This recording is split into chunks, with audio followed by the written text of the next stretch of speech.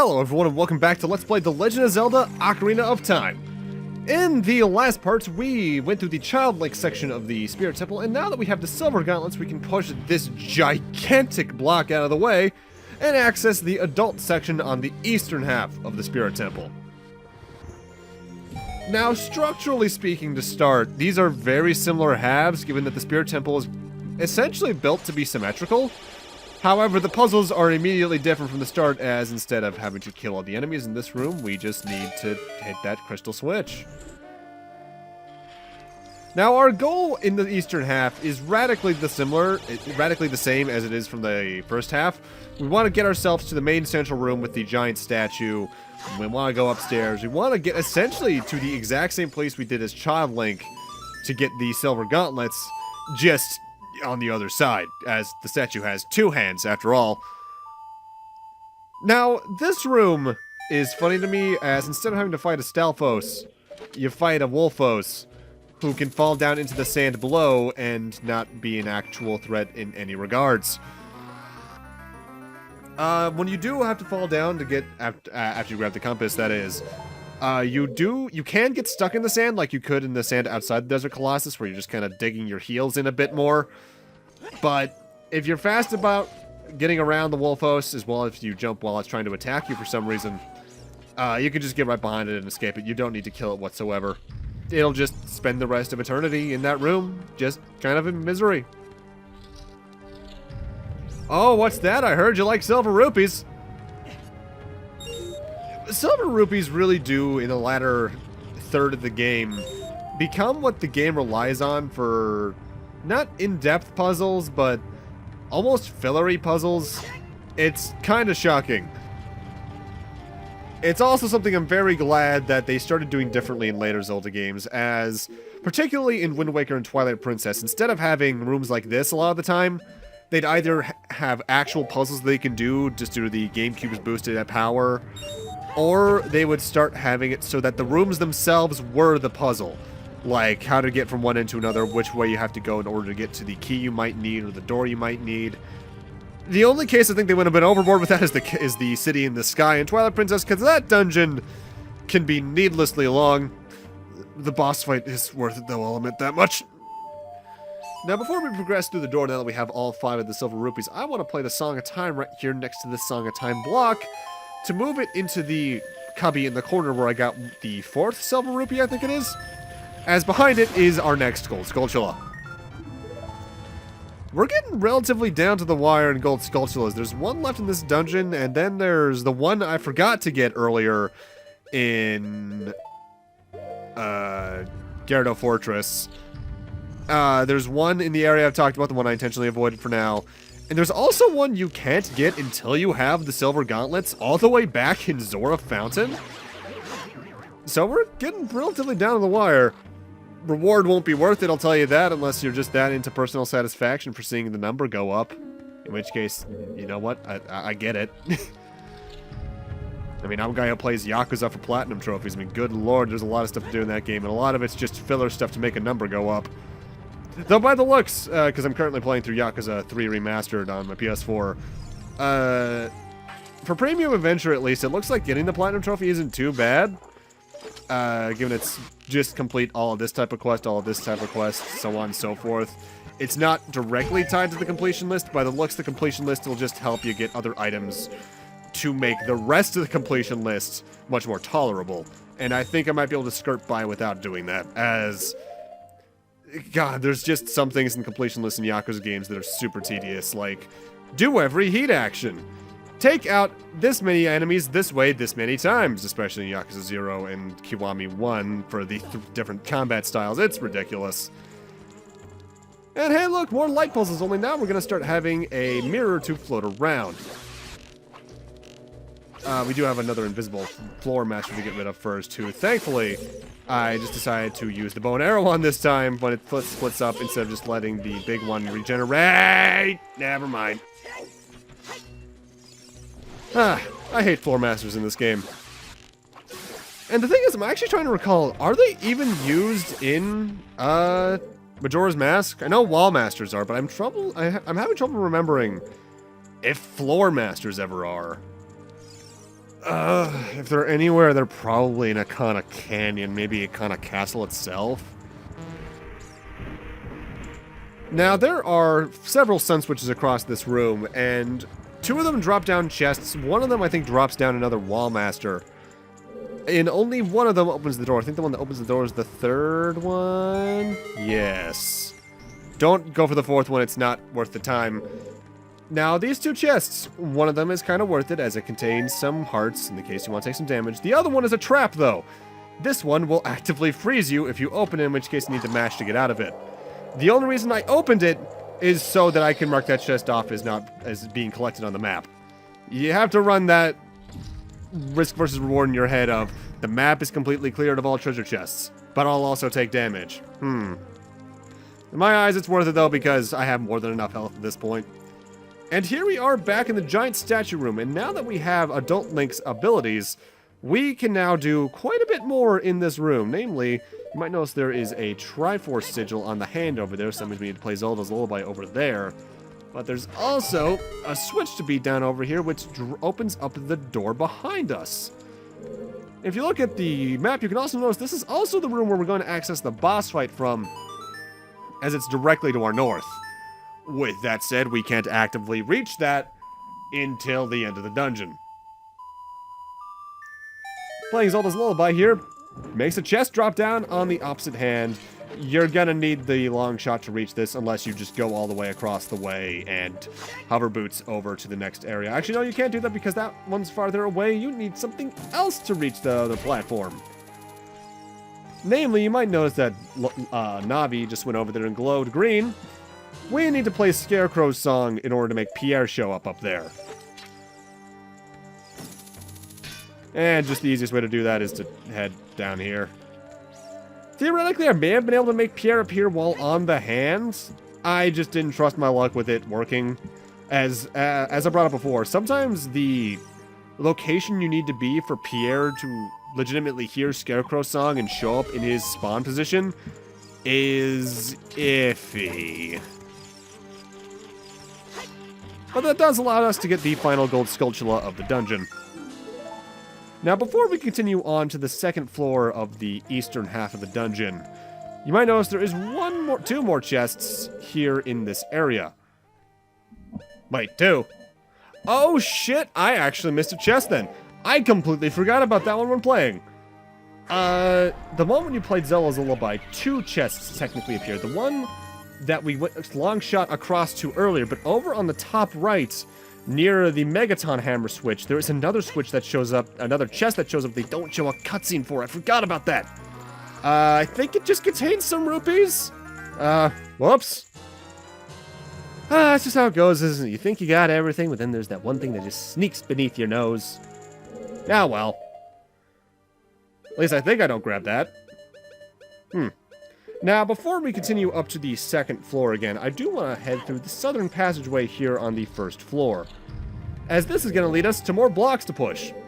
Now, this is not required in any stretch of the imagination. What this does is that after you push, I think, 2 of these blocks down, you're going to find a Megaton Hammer switch you can break down.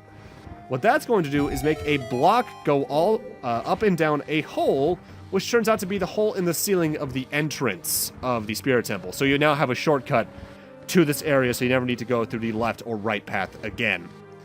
I believe that switch will only stay activated for Adult Link, as you're not supposed to access a lot of these areas as Young Link.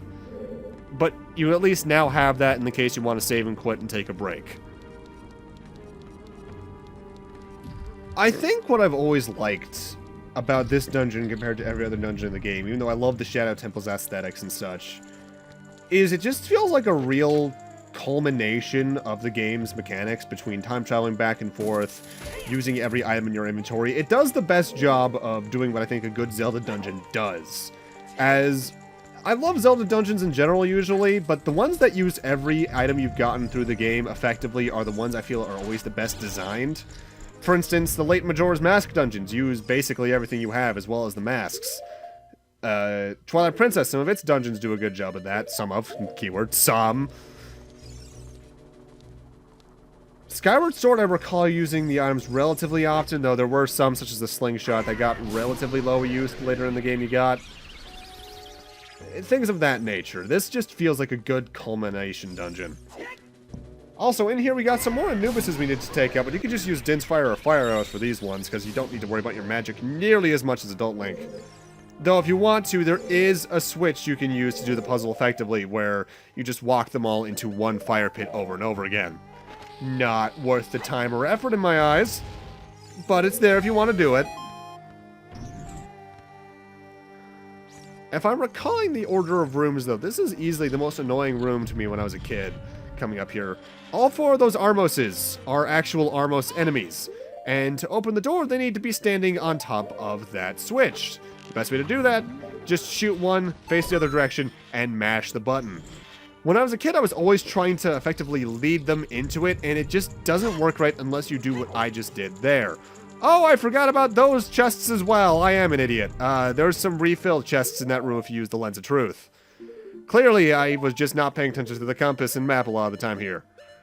Oh well. At least you know they're there. But in here we have yet another Iron Knuckle. Time to just use Nader's Love again. And with this one, this fight can be a lot quicker just because you have the Bigoron sword. Which I admittedly used a lot more than I remember using in recording. For some reason I thought I only really used it for the water temple. But no, I guess I just used it for most of the latter third of the game. But you know what, given how good a reward it is, that's not a bad idea. Yeah, that was like, what, 4 or 5 shots? That is a lot faster than it took with the Deku sticks. I love you, Bigoron sword. And with this, we're going to be back on the outside Desert Colossus statue's other hand. And this is a bit of a rare instance in the Zelda series, as we have yet another big chest. We already have the map, we already have the compass, we already have the dungeon item, but you might notice there's one space still missing on our equipment screen. In this chest, we have our second dungeon item, the Mirror Shield. The shield's polished surface can reflect light or energy, plus R to use it. Now, notably, while this is a cooler looking shield, you do lose out on one thing with the Mirror Shield. I don't believe you can actively reflect seeds with it like you could the Hylian Shield. So if you want to take out some business scrubs, you're going to want to use Deku Nuts if you have this equipped. With that said, there's never a reason to really take this off. I love how this thing looks. This is probably my favorite Mirror Shield design. And like with the blocks, the texture on this thing was changed in the GameCube version onwards to feature the Majora's Mask Gyarados sigil, rather than the star with the crescent moon around it. Still, this is the design I remember the most about it, just because this is the version I grew up playing. And we came all this way and got the Mirror Shield for another key. With that said, the locked door here always took me some time to find, rather, on my first playthrough, as I just never thought about backtracking for some reason. It's literally in the room behind us. I don't know why I was looking all over the place as a kid for like a bombable wall or something, but I was. I really should have paid closer attention to the strategy guide and not have, just looked at the pictures. And now we have my least favorite room in the dungeon and one of my least favorite rooms in the game. We have a wall to climb here that's broken up into several segments that are moving left and right into spikes. You can make it up this in just about one trek depending on your luck. But the biggest annoyance is, if you're moving on a rock wall when it gets caught between sections, you get knocked off. That doesn't sound too annoying, you lose some health, it's nothing too big. And it's about maybe a 10-second, 20-second climb. The biggest annoyance is when you get stuck on the crease between the final segment and the second to last segment, and you get knocked off at the literal last second. This happened to me this playthrough for 4.5 minutes. God damn it. I hate this room. I'm just going to cut to my successful climb. There's no real advice I can give to that either, because it's not like it's timing, yes, but it's not timing I can give you a good example of when to start on. Just keep trying, and eventually it should work. Ugh, hate that room. Later Zelda games, whenever they do something like that, they usually have a section up to a point where you can maybe hookshot up to. Not so much here, and I don't like it. It's annoying. This is an interesting puzzle room, though. We have some fire slugs to take care of, yes. But you might notice that's the boss key there. What we need to do is find a switch to make some more platforms show up, but there's only fake doors here. I'm just gonna tell you, blow up the one in the northwest corner. Behind that's the eye switch, shoot that with an arrow, and that'll make more platforms appear so we can get to a place and do a thing. It's relatively standard stuff. I've always found these platforms odd, though, as if I'm recalling correctly, the texture used on these platforms is only used in like 3 rooms in the game, and I don't know why they have such a radically different texture set. They could have easily just made that like a stone platform that appears or something, but no. Either way, we now have the boss key. With that said, it's a relatively straight shot to the boss fight, as at this point in the dungeon, we're just on a linear pathway. Continue forward, and we'll get there eventually. Alright, in this room, you need to spin attack this switch to hit it just like the one in the water temple. In the 3DS version, like that switch though, this one was moved to the other side of the iron bar so you would know you could hit it. And in this room, there is a treasure chest I deliberately make sure I don't miss, as I remembered to see this one on the compass. I had to come back later to get it, but you just point your shiny shield at that sun switch with the light there, and you get some bombs, I think? Yeah, bombs. Not worth it. Now, what we need to do in these next couple rooms is rotate these mirrors so that they're facing a certain direction. In particular, you want to make it so the mirror next to me faces east on the map, and the next one faces north. Also, we got some white bubbles here who are just there to be an annoyance. And I'm surprised they have 2 HP. That's kind of odd. Or is that technically 3 HP? Because I think the arrow does 2, maybe? Based off the fact that I think the bow and arrow kills Skulltulas in 1 shot. Or is it that the slingshot does half a damage point?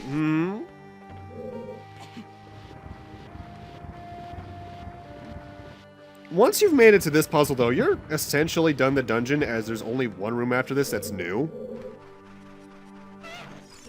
They do like throwing dino posts at you, though, and they're a lot easier to take out with the Master Sword, just given their relatively lower HP count. This is where I start looking for the other puzzle I just did a moment ago, as I remembered, wait, there's a sun switch around here somewhere. Where is it? Either way, our goal is to get this light to pass through the cage that's behind me.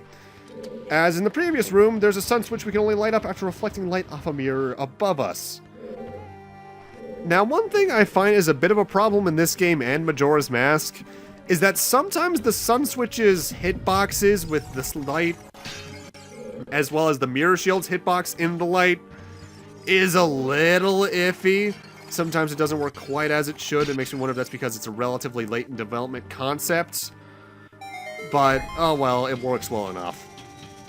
And with that, we're now being lowered down right in front of the giant statue in the main central room. And what do we do here? Point light at the face to crumple it. I forget if anything in the game just hints you to do this, or if it's just something you're supposed to figure out to do. Just given it's the thing that the camera is immediately pointing at. And with that, we can hookshot into its face hole and find ourselves at the boss door. But with that, I'm going to need to end this off here. Thank you guys for watching, and in part 33, we're going to be ending off the Spirit Temple before heading off to do some last-minute side quests before the end game. See you guys then.